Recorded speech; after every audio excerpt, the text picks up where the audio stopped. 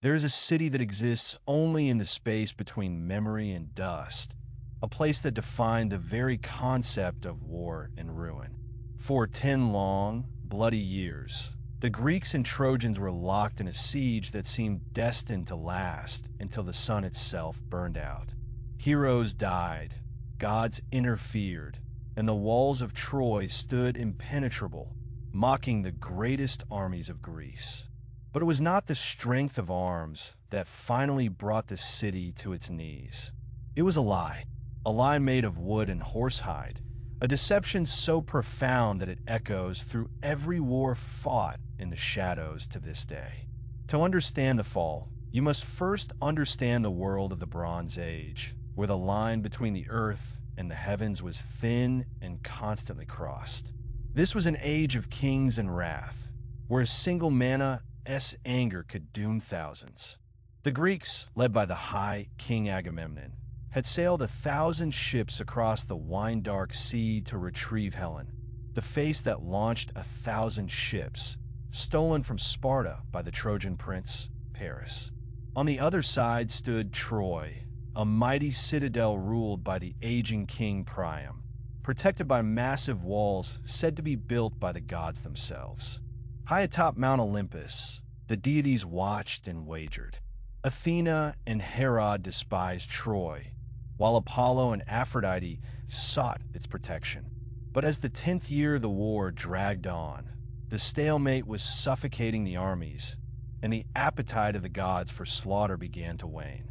The Greek camp was a place of despair. Their weapons were blunted, their spirits broken, and the winds of return were simply not blowing. It was then that the wily Odysseus, the man of twists and turns, conceived a plan that was madness, suicide, or genius. With the guidance of a seer Calchas, they realized they could not breach the walls by force. They had to trick the Trojans into opening the gates themselves. Under the watchful, suspicious eyes of the Trojans, the Greeks set fire to their camp. They burned their tents and drew their ships back into the sea, pretending to abandon the siege, leaving behind a colossal, hollow wooden horse, concealing within its belly the deadliest fighters in Greece: Odysseus, Menelaus, and the fearsome Ajax.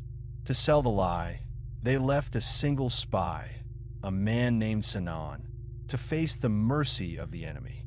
Sinon was brought before King Priam, bound and trembling, but it was all a performance.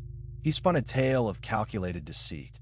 He told the Trojans that the horse was a holy offering to Athena, an apology for the Greeks' desecration of her temple, built too massive to fit through the gates of their own camp, so they could not take it home.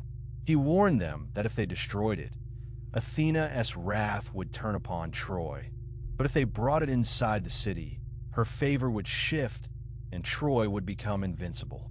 The Trojans, desperate for an end to the war and blinded by the prize before them, ignored the warnings of their own seers and the frantic cries of the prophetess Cassandra, whom the gods had cursed never to be believed.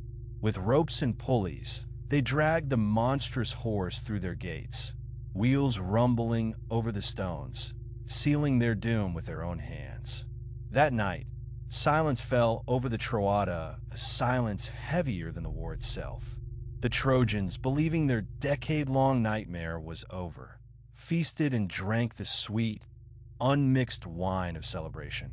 They fell into a deep, exhausted sleep, the likes of which they had not known in 10 years. The city was dark, save for the flickering torches of the watchmen who had abandoned their posts.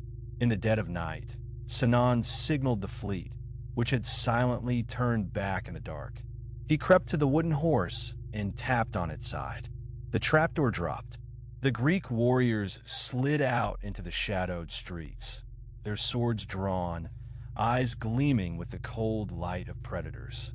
The slaughter began not at the gates, but at the heart of the city. The signal fires were lit, and the Greek army surged back onto the beaches, pouring through the gates that Odysseus and his men had thrown open. It was not a battle, it was a butchery. Neoptolemus, the son of Achilles, found King Priam at the altar of Zeus, the sanctuary meant to be inviolable, and slaughtered the old king before his wife and daughters. The great defender of Troy, Hector, was already dead, killed by Achilles, and now his father fell, and his son Astyanax was thrown from the high walls to ensure the line of Priam would never rise again. The streets ran with blood, turning the gutters of the beautiful city into rivers of crimson. The statues of the gods looked on impassively as the Trojans were massacred in their homes, their screams drowning out the roar of the flames. By the time the sun rose, Troy was no longer a city. It was a funeral pyre. This was a myth about the total erasure of a culture. The story of the wooden horse was a terrifying lesson to the ancient Greeks, that wit and cunning could overcome brute strength, and that the gods were fickle arbiters who would uphold the rules of hospitality only when it suited them. It reflected their deepest fears, the fragility of civilization, the horror of being overrun, and the idea that a wall, no matter how high, cannot protect you if you let your enemy in through kindness or folly. It cemented the Greek concept of métis, or cunning intelligence, as the ultimate weapon of war. The legacy of Troy burned itself into the soul of Western civilization.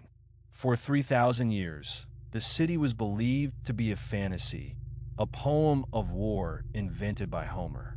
Yet, in the 19th century, a relentless dreamer named Heinrich Schliemann went to the dusty hills of Izarlik in Turkey, armed with nothing but a copy of the Iliad. He dug, and he found the walls. He found the layers of ash.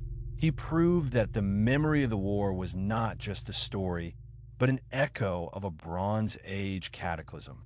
The language of the myth lives on in our own. We speak of a Trojan horse as any gift that hides a poison pill, a malicious intrusion disguised as a gift. It is a phrase used in computer code, in politics, in psychology. We tell the story of Troy because we are fascinated by the end of things. It is a ghost story about a civilization that burned so brightly that we are still seeing the light of its fires. It reminds us that no wall is high enough and no fortress is secure when fate has marked us for destruction. The ruins of Troy are not just stones on a hill in Turkey. They're the ruins of our own innocence, standing as a monument to the terrible cost of war and the fleeting nature of glory.